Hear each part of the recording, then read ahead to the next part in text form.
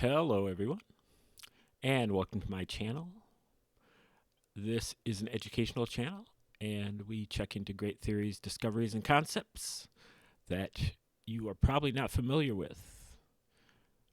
Things that you have to do a lot of digging to get to, things that the powers that be don't want you to know, and things that have been suppressed, but they are very impactful in terms of improving your mental, physical, and spiritual health.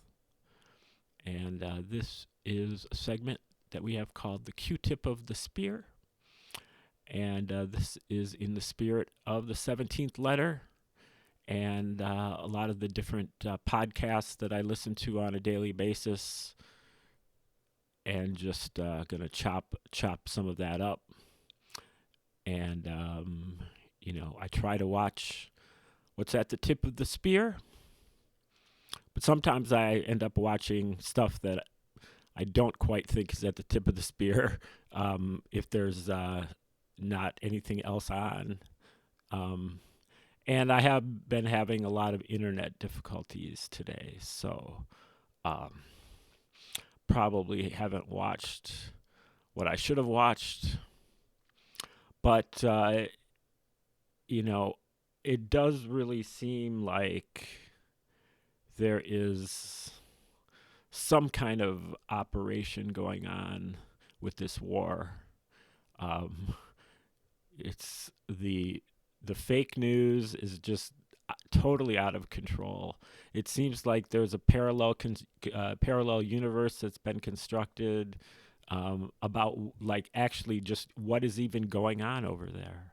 Who's even winning? You know, like one side appears to be completely winning, but then I hear other people talking about how the other side is really holding their own, and that this is like a deadlock, and you know the heads of state don't know whether they're alive or dead, don't know whether they're Nephilim or human. Um, you know, don't know about the other two world's great powers, Russia and China. Are they about to enter the fray, or are they about to enter for negotiations? And it's all kind of jumbled. And of course, I think it's already happened. And so this is just a script that's being played out or reenacted for our digestion, because if it doesn't show up on the television, then we don't have any, we don't have any,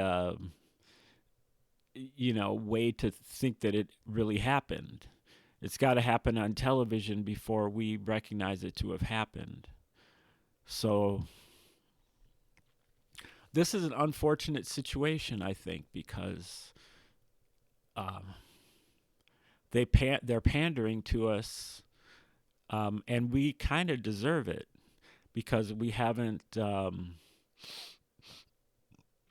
the proper digging, learned the proper critical skills, critical faculties, and just been snoozing on the job. And, so now we have this completely up in the air situation. So it seems. It seems like the movie's gotten better.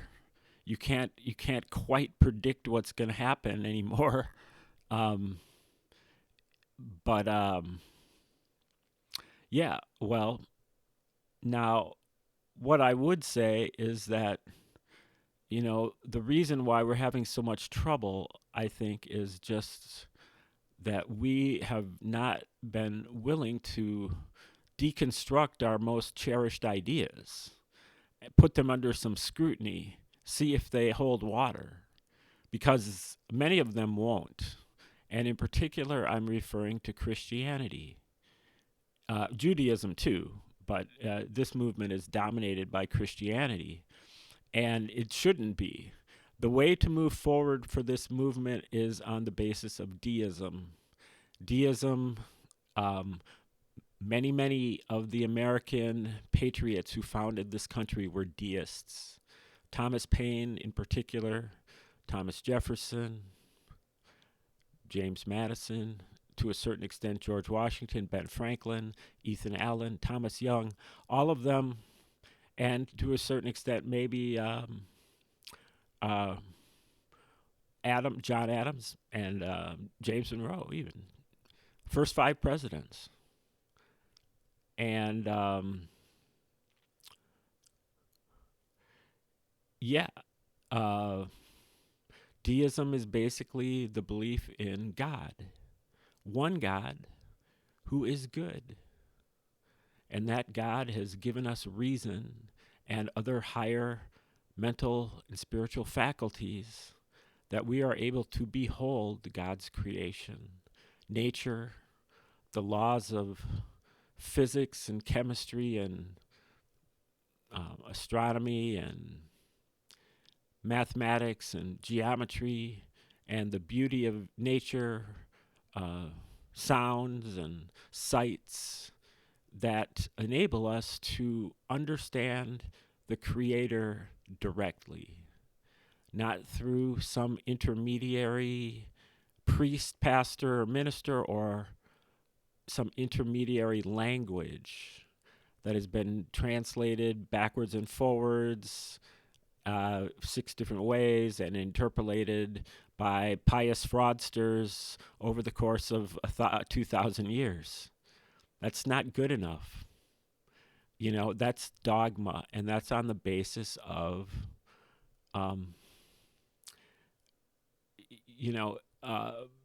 really on the basis of faith, as opposed to being on the basis of truth.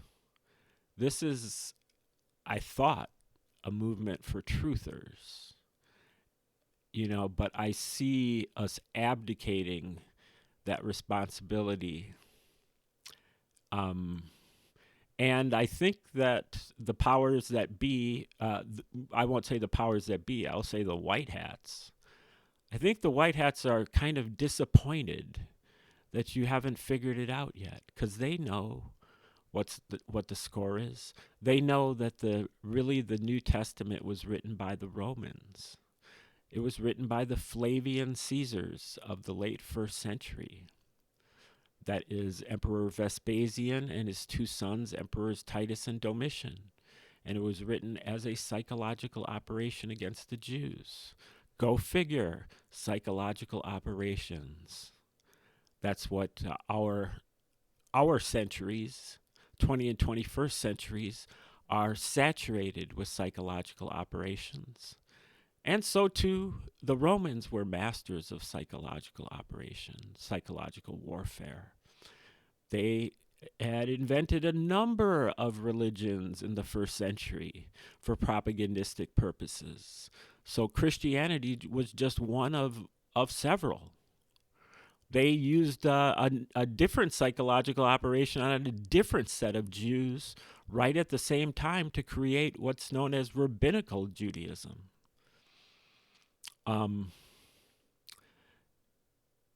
The general idea for them was to mellow out the Jews, to prune them, tame them, domesticate them, and even graft the Roman tradition at the end of the Jewish lineage to really put an end to the Jewish religion.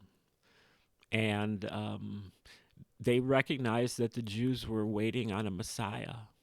And so instead, the Messiah they were waiting on was a military commander that would help them free them from the Romans. And so instead, the Romans proposed a Jewish Messiah who was a Prince of Peace and believed in rendering unto Caesar, walking the extra mile, and turning the other cheek. And you can find evidence for all this by reading Josephus's War of the Jews alongside your Gospels, in particular your Book of Luke. Look for parallels. In particular, look for parallels between the military campaign of General Titus of the Romans and the ministry of Jesus. See if you can find any similarities between the two. Um, Actually, see if you can find any differences between the two. But I've elaborated on that in many other videos on this channel. If you are interested, you can go right through the Bible Decode series, start at about number 100 or so, and you will get all the ins and outs of the Roman origins hypothesis. But for now, just riffing on the general zeitgeist for today's InfoWar. And thanks for tuning in today. Like, share, subscribe, and comment, contribute, and have a wonderful day.